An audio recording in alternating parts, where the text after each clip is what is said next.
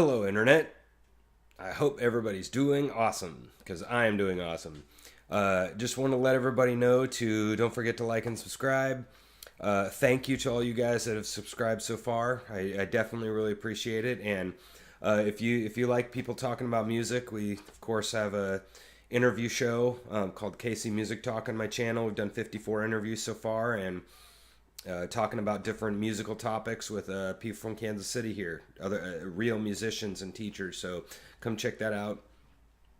And on this reaction video, I am going to watch the Grinch Who Stole Christmas. I've been doing a couple Christmas ones today, and because it's kind of the holiday season here. So I can't remember what year this was, but really famous song here, and of course the Dr. Seuss cartoon from the Grinch Who Stole Christmas, and wonderful song here, really famous tune.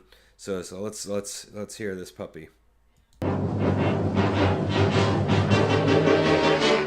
You're a mean one, Mr. Grinch. You really are a heel. You're as cuddly as a cactus. You're as charming as an eel, Mr. Grinch. So you can already hear his voice is just awesomely low. I mean, he is definitely a bass, and he's got a real darkness and creepiness to his voice. It works absolutely perfect. You're a bad banana with a greasy black peel. I've heard also that when, and I also have a pretty low voice myself too, with singing a song like this, it works really good on kind of ballady stuff like this, where it's not really loud, because it's really hard to project your voice, and it sounds kind of weird when you turn it up. So when you have sparse music, like maybe a ballad or something like that, low voices can really cut through and carry, but it's kind of hard to do on fast tunes. But boy, it sounds wonderful on this song.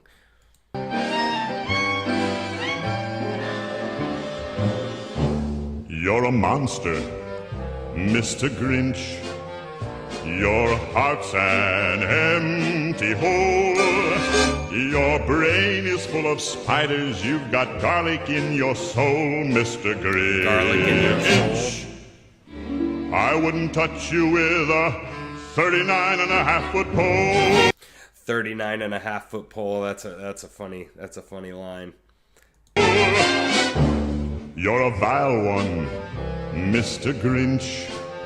You have termites in your smile. You've got termites in your smile. That's something. You also listen for how jazzy this song is. This has really been cracking me up when I've done some of these Christmas ones. Is that these songs are so unbelievably jazzy. It's not even funny. You have all the tender sweetness of a seasick crocodile, Mr. Grinch. Given the choice between the two of you, I'd take the seasick crocodile. So that was kind of a neat little thing that they just did there, is they kind of held the note out. He did his little talk thing, because he wasn't really singing there. He was talking, and then they come back in with the music. It's pretty nice little. It's weird when you have songs like this that do kind of the talk and then they sing, talk, sing. A lot of opera does stuff like this, and I think they call it recitative. If I'm committing blasphemy right now, I'm sorry about that by calling it something wrong. But it's when you kind of have this talk where you kind of hold the note out and they kind of talk, sing, or do like not even talk, sing, but they do like kind of a out of time little section there, and then they come back in time, out of time, in time, out of time, in time, back and forth. You're a foul one, Mr. Grinch. You're a nasty, wasty skunk.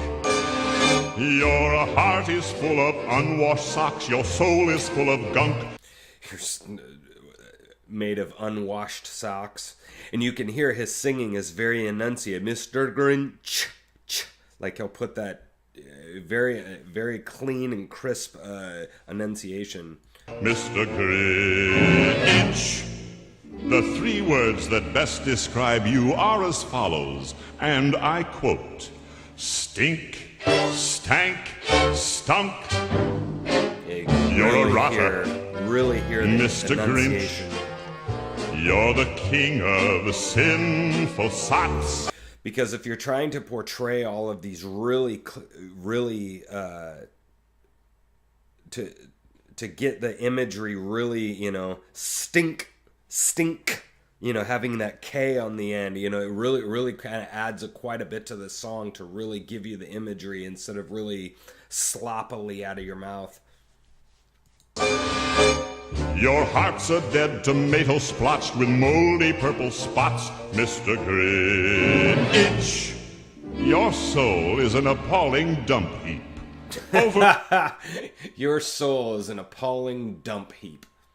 Overflowing with the most disgraceful assortment of deplorable rubbish imaginable, mangled up in tangled up knots. You nauseate me, Mr. Grinch. You nauseate me. With a nauseous super nos. You're a crooked jerky jockey and you drive a crooked hoss, A crooked jerky jockey? His lyrics are insane. Mr. Grinch. You're a three-decker sauerkraut and toadstool sandwich with arsenic sauce.